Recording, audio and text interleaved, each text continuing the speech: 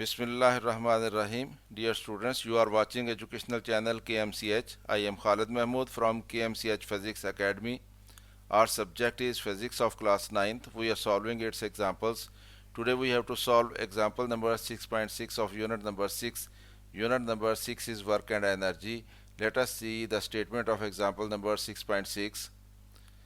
A man M1 takes 80 seconds in lifting a load of 200 newton through a height of 10 metre. यानी एक आदमी है, हमने उसको M1 कह लिया, उसने 200 न्यूटन का लोड उठा के उसको 10 मीटर की हाइट पे ले गया है और इस काम में उसने 80 सेकंड लगाए हैं।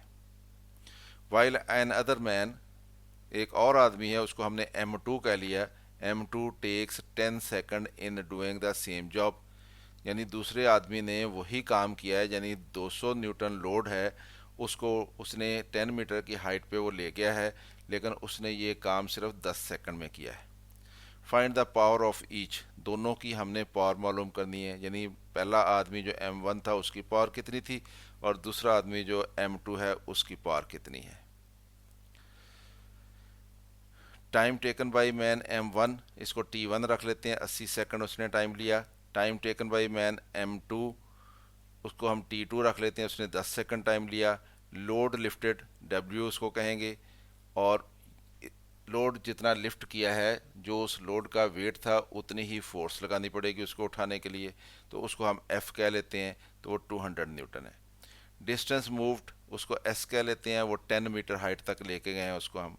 तो पावर ऑफ मैन M1 उसको P1 कह लेते हैं, ये हमने मालूम करनी है। पावर ऑफ मैन M2 इसको P2 कह लेते हैं, ये भी हमने मालूम करनी है।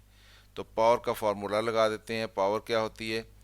We know that power is given by P is equal to work done over time taken, कि काम कितना किया है और कितने टाइम में किया है।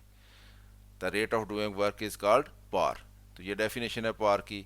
तो पावर ऑफ मैन M1 उसको हमने P1 रखा है, वो बराबर हो जाएगी work done by man M1 over time taken. तो वर्क का फार्मूला क्या होता है? वो F ज़रब S होता है। यानी हमने फोर्स कितनी लगाई है और फोर्स की ही डायरेक्शन में डिस्टेंस कितना ट्रेवल किया है।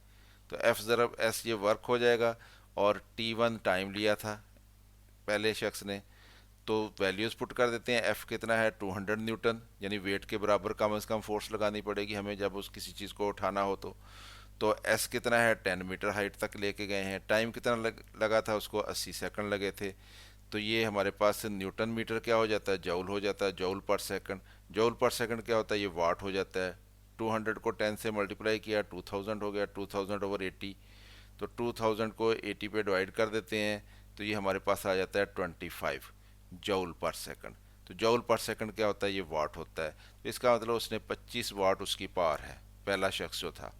दूसरे शख्स की बात करते हैं। पावर ऑफ मैन M2 उसको P2 रख लेते हैं, तो work done by man M2, तो यहाँ पे M2 आएगा।